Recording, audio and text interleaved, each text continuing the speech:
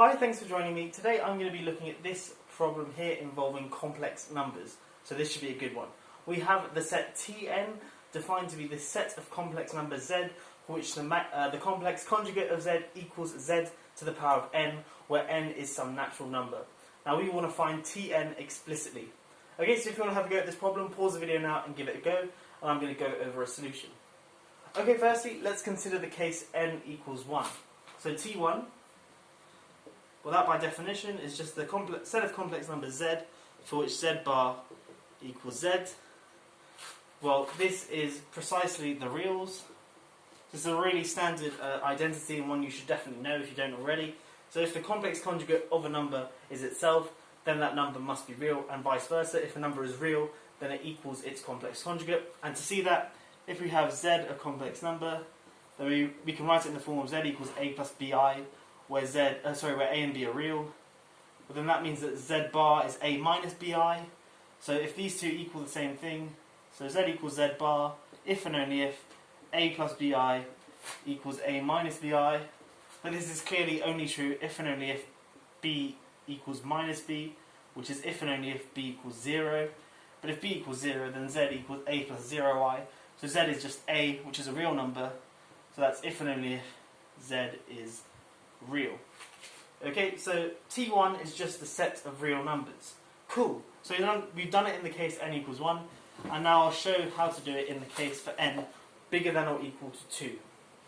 Okay, so T1 is real. It's just a set of reals.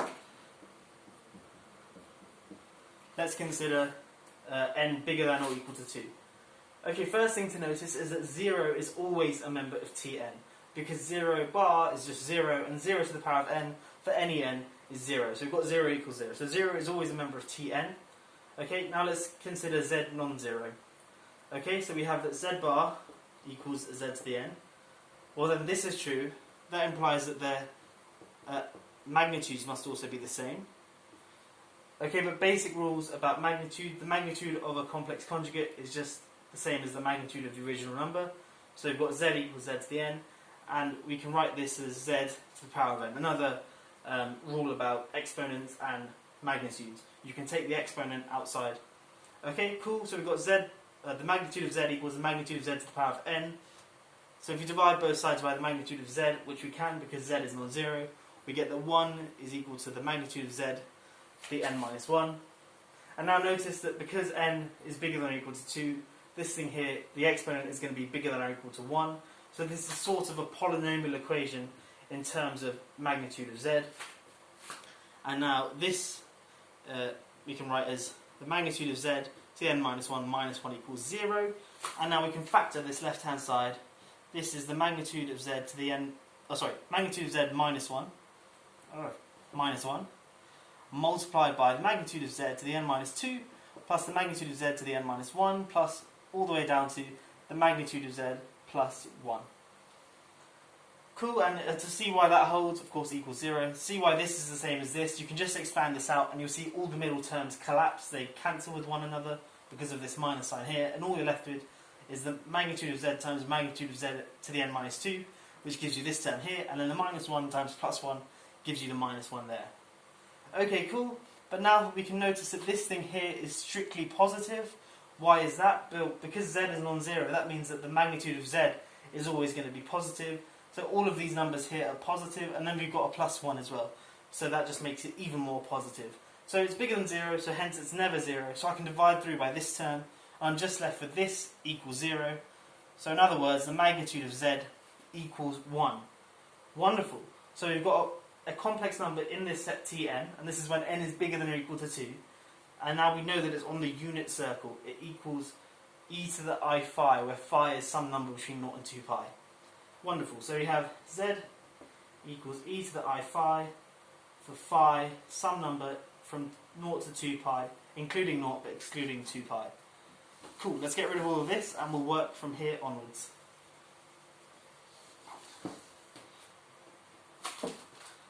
Okay?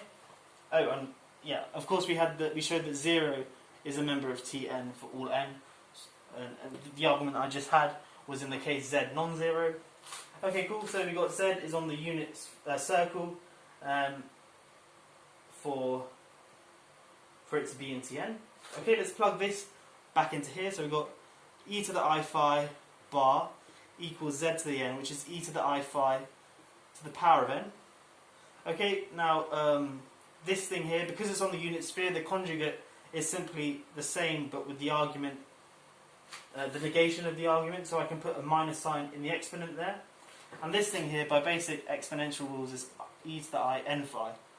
So you've got e to the minus I phi equals e to the I n phi. Let's multiply both sides by e to the I phi. So on this side I get 1, and on this side I get e to the I n plus 1 times phi. Cool. Now this is just an nth root of unity problem, or in fact an n plus 1 root of unity problem. So this just gives me phi is equal to 0, 2 pi over n plus 1, 4 pi over n plus 1, all the way up to 2n pi over n plus 1. If you've not seen this before, just look up nth roots of unity. There'll be loads of videos about this. If you look at the complex plane, the Argand diagram, you have e to the I n plus 1 phi equals 1, so it will be some number with magnitude 1, and you can think about when you've raised to the power of n plus 1, you're sort of rotating this n plus 1 times, so it can be an argument there with 2 pi over n plus 1, but because 2 pi is sort of the same as 4 pi mod 2 pi, you also have this angle here, which is 4 pi over n plus 1, and so on. Hence we get all these angles here. And notice that we don't do the next one here. The next one here would be 2n plus 2 multiplied by pi divided by n plus 1, but that would be 2 pi. And remember we said that phi is less than 2 pi. Okay, so we get the phi is one of these numbers here. So then that means that z is equal to e to the I times 0, which is obviously 1, or e to the I times 2n pi over n plus 1, oh, sorry, 2 pi over n plus 1, e to the I times 4 pi over n plus 1, and so on, up to e to the I times 2n pi over n plus 1. Okay, and then just let's complete the question and write down what Tn is. So we have that Tn, and this is for n bigger than or equal to 2, remember, is 0. Union the set of these numbers here. So 1, e to the I 2 pi over n plus 1, e to the I 4 pi over n plus 1, I'll just bring it down here, e to the I times 2n pi over n plus 1. Okay, and this is for n bigger than or equal to 2, and that's the problem. We didn't actually have to consider particular cases of n for bigger and bigger and bigger and bigger n. We could just use the fact, essentially boil down to the fact that this problem here, we know how to solve. So obviously in the case n equals 1, this is trivial, this is true for all z, and that's why we got T1 was the set of reals. But then for n bigger than or equal to 2, we get this nice set here. And what you'll notice is these are the roots of, so z is a member of Tn, so n is bigger than or equal to 2, so z is a member of Tn, and that's if and only if z equals 0 or z to the n plus 1 equals 1. Okay, so if z is an n plus 1 root of unity, then z will be in Tn, or of course if z equals 0. Anyway, I hope you have enjoyed this problem. It was quite a cool one. I saw the special case z bar equals z squared, and I thought, why not, let's generalise it. If you did enjoy this video and you're not already subscribed, please do subscribe. I've got loads more video ideas coming your way, so you won't miss out if you're subscribed. Anyway, thanks for watching. See you in the next one. Have a great day.